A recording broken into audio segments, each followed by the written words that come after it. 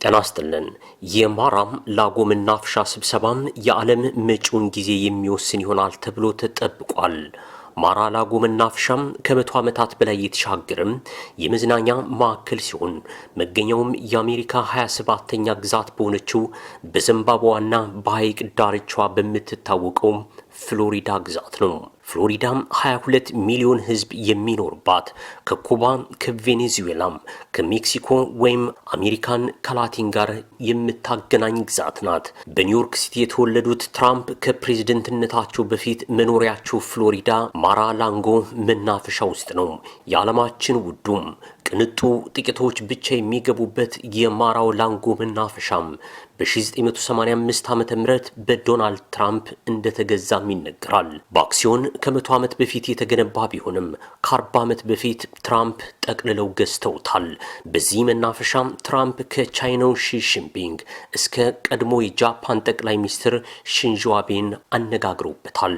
ትራምፕ ከራሳቸው መናፈሻ፣ ከራሳቸው መኖሪያ ቤት፣ በራሳቸው አውሮፕላን ካለ ደሞዝ የሀገራቸውን ጉዳይ ይከውኑበታል።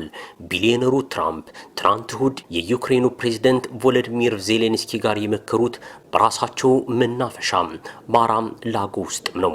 ትራምፕ ወደ ግላቸው ቢዝነስ ማዕከል አስገብተው አሁን አለባበስህን አስተካክለሃል፣ ለመዘነጥ ሞክረሃል፣ የተሻልክ ሰው እየሆንክ ነው ሲሉ ዜሌንስኪን ክብር የጎደለው ሙገሳም ችረዋቸዋል። ከዚህ ቀደም በኦቫል ኦፊስ ወይም ዋሽንግተን በሚገኘው በነጩ ቤተ መንግስት ዜሌንስኪን አለባበስህን አርም፣ ሹራብ ለብሶም እስካሁን ዋይት ሃውስ የገባ ሰው የለም ሲሉ የትራምፕ ባለስልጣናት ወርፈዋቸውም ነበር። አሁን በፍሎሪዳ ማራ-ላጎ መናፈሻ አለባበስ እያስተካከልክ ነው የተባሉት ዜሌንስኪ የሩሲያን ወረራ ለማስቆም 90% መስማማታቸውም እየተነገረ ነው። ትራምፕ ከማራ-ላጎ መናፈሻ ፑቲንም ከሞስኮ ክሬምሊን ቤተ መንግስት ሆነው ንግግር አድርገዋል። ፑቲን ዩክሬንን ለመገንባት ተስማምተዋል። ፑቲን ለዩክሬን ነዳጅና ኤሌክትሪክ በርካሽ ዋጋ አቀርባለሁ ሲሉም ተደምጠዋል። ፖለቲካ መቼም ባለበት አይቆምም። ዩክሬን ከኔቶ አባልነት ላለመቀላቀል የዶንባስ ክልልን ለሩሲያ ለመስጠት መፍቀዷን ተከትሎ ፑቲን ተለሳልሰዋል። ትራምፕ በበኩላቸው ጥሩ እየሄድን ነው ሲሉ ተደምጠዋል። የሩሲያም ዩክሬን ጦርነት ቢያበቃም አፍሪካም ድምጽ ይኖራት ነበር። የሱዳን የኢትዮጵያና የኮንጎ የተረሱ ጦርነቶች ትኩረት አግኝተው መፍትሄም ይፈለግላቸውም ነበር። ከማራ-ላጎ መናፈሻም ዜሌንስኪ ከትራምፕ ጋር ከተስማሙ በኋላ ከኢየሩሳሌም የእስራኤሉ ጠቅላይ ሚኒስትር ቤንጃሚን ኔታንያሁም በረው ዛሬ ሰኞ ማራ-ላጎ ደርሰዋል። ትራምፕ የራሳቸውን መናፈሻ እንደ ዋይት ሃውስ እየተጠቀሙበትም ይገኛል። ፕሬዝደንትነታቸውን ለቢዝነስ ማሳለጫ አደረጉበት። በግለሰብ መናፈሻ መሰብሰብ ለደህንነት አስጊ ነው የሚሉ ወቀሳዎች በትራምፕ ላይ ቢወርዱም ትራምፕ መስሚያቸውን ጥጥ አድርገውታል። ዜሌንስኪ ሙሉ እሁድን በማራ-ላጎ ከዋሉ በኋላ ሙሉ ሰኞ ደግሞ ቤንያሚን ኔታንያሁ ተከስተዋል። ኔታንያሁ ወደ ፍሎሪዳ የመጡት ለሶስት መሰረታዊ ጉዳዮች ነው ተብሏል።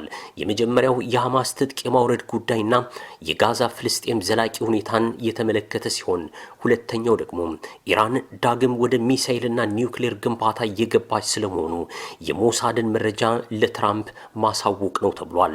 ሶስተኛው ብርቱ ጉዳይ ደግሞ የሶማሌላንድ እውቅናና የጸጥታው ምክር ቤት ስብሰባን በተመለከተ ነው።